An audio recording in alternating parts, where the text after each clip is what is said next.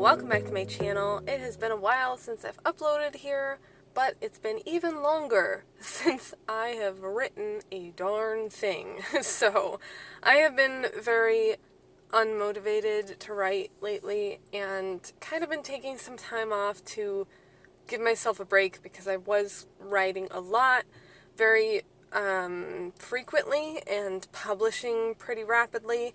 And I kind of just wanted to take a break and focus on some other hobbies and interests for a while.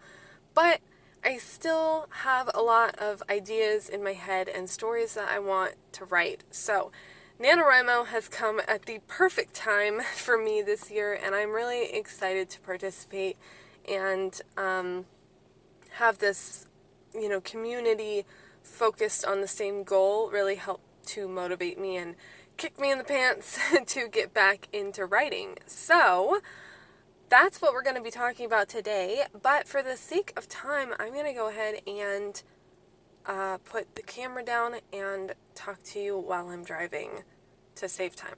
So let's do that.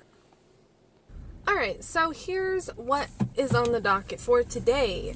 It is October 19th, which means we are in the midst of Preptober.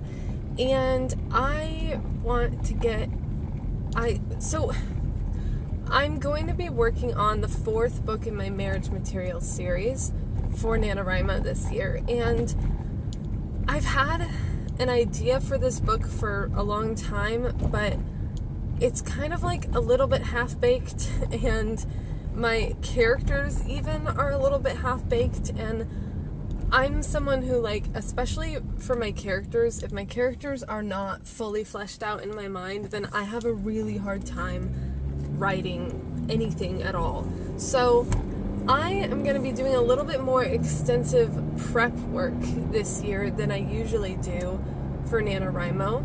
I have been looking into some different options. I asked my new best friend ChatGPT for some what would you do to prep for a novel? What kind of exercises or whatever can you come up with for novel prepping? And I've gathered a lot of ideas that I think are going to work well for me. So I'm going to head down to the park and we're going to do some of that prepping today. And along the way, since it's such good weather, if I happen to see some yard sales, maybe we'll check them out. And by maybe, I mean definitely, because I love yard sailing. So in the meantime, while I'm driving, I can maybe talk to you guys about the different prepping methods I'm going to be using. So I have a few different things I want to do. First thing is, well, maybe not the first thing actually, but one thing, primary thing that I would like to do is get an outline started and maybe finished. I have outlined this book a little bit here and there, but I don't know, I haven't looked at it in a while. I don't know how fleshed out it is, and I've had different ideas since I outlined it before that might change things, so we'll see how that goes. But then I also want to do some prepping in the form of character work.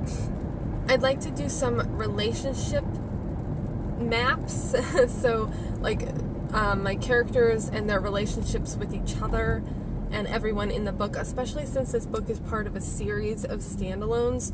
So there are characters in this book that have been in previous books, and there are also characters in this book that are going to be in the next book, which is something I really need to consider actually. There's 2 books left in this series. One I'm writing right now, and then there's one more after that. And I'm not 100% sure exactly what the story is going to be for the book that comes after this one. And that might actually affect this book a little bit, because there are certain ideas or themes related to the reality show setting that I might want to kind of set up in this book, especially with the character who's going to be the main character of the next book. So the main character in the last book, her name is Cora, and she is a camera woman who works on the set of the reality show Marriage Material. So she has been a side character throughout the whole series so far, but in this book, in the fourth book, I would like to make her a more prominent side character to kind of better prepare people for her story in the next book. So I need to kind of decide a little bit at least, I need to know a little bit of what her story is going to be in the fifth book so that I can set some of that up in the fourth book. So that's something I need to prepare for. And then this book is a second chance romance, which is something I've never written before. So the two main characters of this book are high school sweethearts who broke up a long time ago, and now they're coming back together. So I want to do some kind of timeline mapping so I can get a good picture in my mind of these characters, like what their relationship was like in the past, and like everything that progressed in their relationship before, so I can prepare for what's to come in this book. I'm waiting for my gas to fill up right now, so I'll just finish up talking to you here. So basically today the goal is to hopefully get an outline for the book, maybe a little bit of a loose outline, or at least kind of a loose plan for the next book, and then do some character work to get to know my characters better and what their relationship was like in the past, maybe how they met, maybe some like significant milestones in their relationship that either I can refer to in flashbacks, or even, they might not even make it into the actual book, but it's still helpful information for me to know. So yeah, that is the plan for today. I need to get to know these characters better. The basic premise of the story is that these characters were high school sweethearts, lived in a very small town, and she ended up breaking up with him because she wanted to go and travel.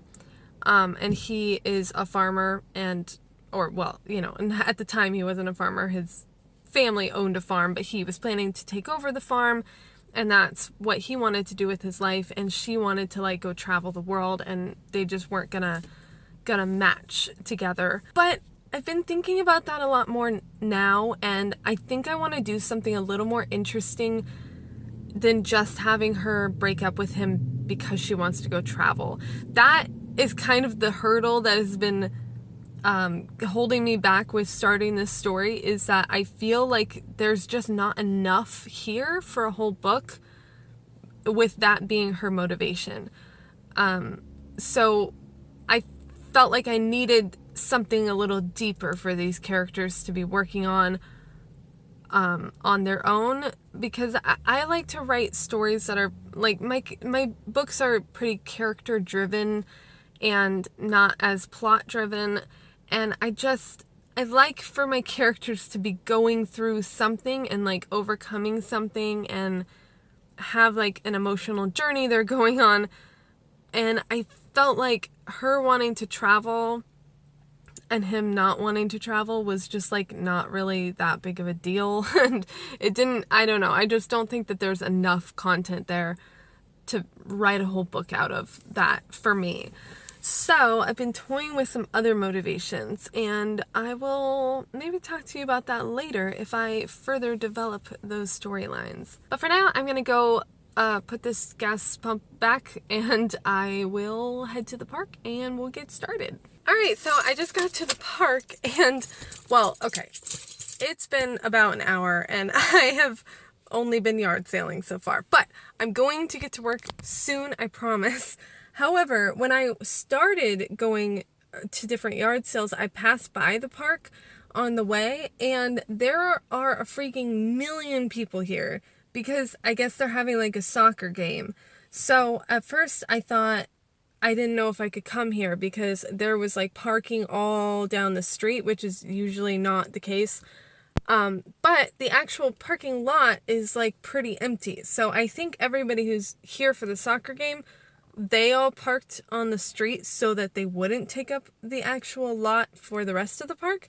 So there's still a nice like half of the park here that's pretty empty. So that's good news. But I am here before I get started because I have to tell you that I went to a few different yard sales and I got lots of cute clothes and stuff. But then there was one yard sale left, and I accidentally passed it. And you know how it goes when you love yard sailing. You get the FOMO. You're like, what if that one yard sale was the one that was going to have like something really awesome at it? And then I didn't go to it. And I was thinking, that's silly. Just, whatever. You got good stuff already. Just go ahead and go to the park and start your writing. But I was like, you know what? No, I'm going to go back because it's not that hard. And maybe that yard sale is going to have something really cool at it. And you guys will never guess what I just got at this yard sale for $5. I'm like just astounded. So let me show you. Are you ready to see that I just got roller skates for $5? Like, what the heck? These are extremely nice skates. They're very cute. They also happen to fit me perfectly, which is like already a miracle. And they were $5. I seriously thought the lady was going to say they were like $100 or $50, and I was honestly considering if it was like $50, I'd be like, I don't have $50 on me, but maybe I could go get $50. And they were $5. I'm blown away by that. For anyone out there who is into roller skating, you know that it's like insane to find this kind of skate for anywhere near that price. Like hundreds of dollars is usually what they cost. And they fit me perfectly. So yeah, it's safe to say that I made the right call by going back to that yard sale because it did indeed have something freaking awesome at it. Also, the older ladies who were running that yard sale, I mean, in general, their whole sale had tons of fun stuff at it. They had lots of really cute, like, vintage clothes and really good prices. So, yeah, I'm very, very excited about that. And now I'm riding that high and I'm gonna go do my writing, and I had to put my hair up because it's ridiculously windy outside, and hopefully that doesn't annoy me too much because I really hate wind. But I think it'll be nice because it's warm out, so the breeze is kind of necessary. Otherwise it would be way too hot to stay out here. So it is like, oh, my car isn't on anymore, so I can't see the clock. I think it's like almost noon now. Which I didn't tell you what time it was when I left my house, so that means nothing to you. But safe to say, I've been yard sailing for quite a while, probably about an hour. So I'm gonna go get to work now. Alright, y'all, we are here. We've got soccer players. We've got guys throwing a football. Hopefully they don't throw it all the way over here. We've got laptops. We've got notepads and sticky notes, snacks and water, a nice comfy chair, and cozy blanket, and a beautiful, beautiful weather. And we're ready to write. Alright, so I just finished up with my first task of the day, and that is to make what is it called? An emotional conflict square. So this is something I learned about a long time ago, and it is really, really helpful, especially for romance. I think it's Sophie Pembroke is the name of the person who wrote about this on her website. So if I remember, I'll try to put the link to it in the description below. But let's take a look at my conflict square for Longing for a Second Chance, which is the name of this book. So the basic idea of a conflict square is you have weaknesses, strengths, and lessons, and then you have the heroine, hero, and then their relationships. So the idea is she has weaknesses and strengths, and he has weaknesses and strengths, and her strength helps him learn his lesson, and then his strength helps her learn her lesson. And then at the end, we take all of this and we apply it to their relationship. Their relationship has a weakness in itself and a strength, and then together with the lessons they've learned, they learn a relationship lesson. So what I've got here is my heroine, Shauna. Sorry if you hear like screaming and stuff in the background. The soccer players are cheering. Well, I mean, the players probably aren't the ones cheering. The audience is cheering, but you know what I mean. So the heroine, Shauna, is lonely and wants to find love, but she doesn't want to be tied down in a small town because of her father. And I'll get into that more in the future. Basically, her father is... there's some like religious related trauma, I guess you could say, with her father being the pastor in the small town, and everyone really respects him, but behind closed doors he was not really a very good man. So that's kind of, and also specifically not a very good man, and her mother and father's relationship was very sexist, and her mother was really like tied down and not able to explore her own life and interests as much as she should have been. So anyway, that's Shauna's weakness. Her strength is that she loves adventure let me do this differently. Okay, so that's her weakness. And then Luke's weakness is that he's lonely and wants love, but he's too scared to pursue Shauna because he isn't sure if he's willing to leave his small town. So the premise of this book is that Luke is the leading man on this dating show. Shauna comes on the show not knowing that he's the leading man, and then when she sees that it's him, she's like, oh no, I can't date this guy. I've already dated him and it didn't work out.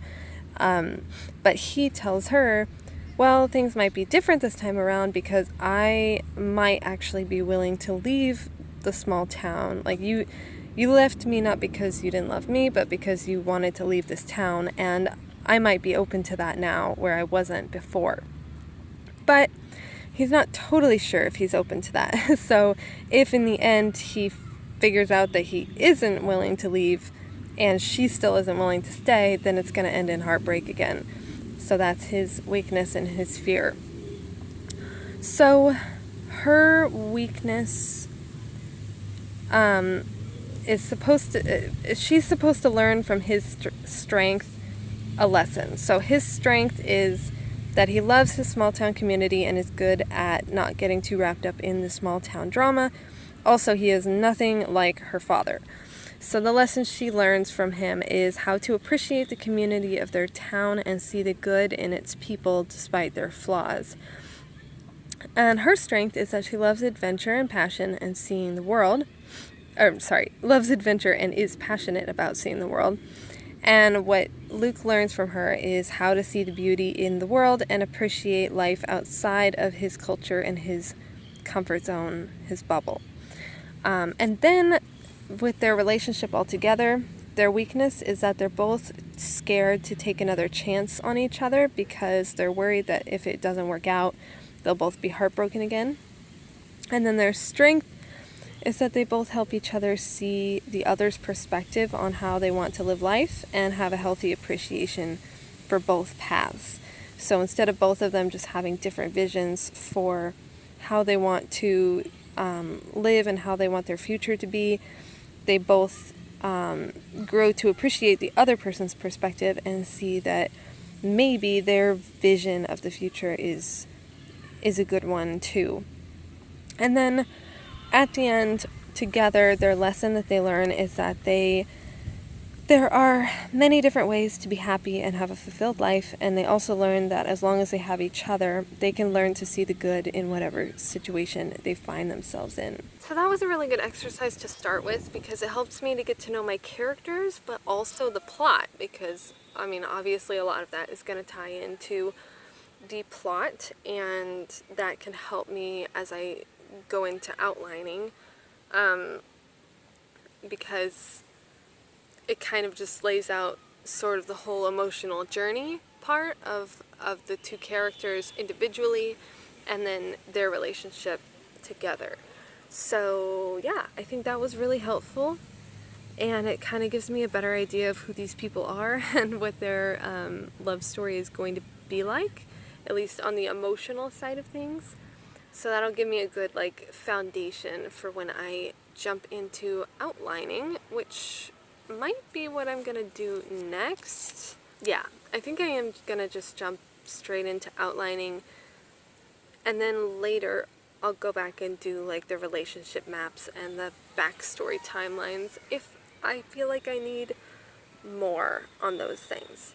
So let's look up, I don't know if, I might use the 3-act structure, or usually I use the Save the Cat plot beats, at least loosely. I try to like kind of those ones, and then also, what is that book called? Romancing the Beat is usually what I use if I'm gonna plot.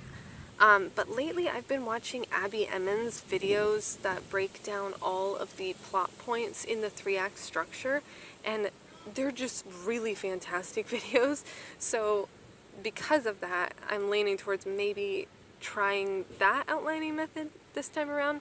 I'm probably realistically will end up doing like kind of a mix of all 3 of them, or just kind of like using all of them loosely and then sort of just doing whatever I want. Because, I mean, ultimately that's what I end up doing, is whatever I want. So, let's get into some outlining. Alright, y'all, I am calling it. Also, I'm gonna put my phone down here because there's a bunch of guys running outside and I don't want them to think that I'm filming them. Anyway, I'm leaving the park now, and today was a super productive day. I got almost my entire outline for Longing for a Second Chance finished. The only thing I don't have is just the very end. I don't know what the like big grand gesture is gonna be. I've gotten my characters both to the point where, I mean, the guy is kind of like just in love with the girl the whole time and like very much wants her to be with him. The only thing that's holding him back is that he thinks she might not be all the way in. So he didn't really have as much of an emotional journey to get there, but she had a big emotional journey to get to that point, and I figured out a really good, like, final scene for her, where, like, that moment when she realizes, or, you know, all is lost, and they're, like, not gonna be together, and then she kind of overcomes the thing that was holding them back and realizes that she does want to be with him. I've got that moment figured out, which is great because I did not have that moment figured out before, and that's a really big, important moment. So I've got that figured out, which is awesome. I just don't know what the, like, grand gesture is going to be. I don't know how. I know that after this moment, she has to go and tell him, hey, just kidding, I do want to be with you, and then they have their happily ever after, but I don't know how I'm gonna make her do that, and I don't know if that's something I just have to, like, brainstorm more on my own right now, or if maybe it's just, like, I don't know, maybe I don't know enough information about the story yet, like, because sometimes it's nice if, like, grand gesture moments have some kind of callback to, like, a different part of the story, but I haven't written the rest of the story yet, so I don't know. I don't, a lot of the middle part of this book is the part I think that's gonna definitely make me kind of slow down, because I know that they're gonna be, like, on dates and stuff and falling in love, but I don't know what that's gonna look like yet. I don't actually have, like, tangible ideas for those moments yet. So I'm hoping that as I kind of start writing it, things will flow and I'll just, like, get ideas along the way, because that does happen often. But because of that, I don't know what I want the grand gesture moment to be. I don't know if I want it to be a callback to maybe, oh, okay, there's an idea. So in the flashbacks, there's going to be a flashback at some point of the moment when she broke up with him before, when they were high school sweethearts, and he was actually coming there to propose to her. And when I say there, I don't know where the setting is. He was going to meet up with her to propose to her, And instead of that happening, she broke up with him and told him that she was leaving town. So, I'm thinking maybe that could be cool. That could be a cool grand gesture. Because at some point in the story, she's going to learn that he was planning to propose to her that night, because she still has no idea that he was planning to propose to her. So maybe at the end of this, she will propose to him at that same location where he was going to propose to her before. That could be fun.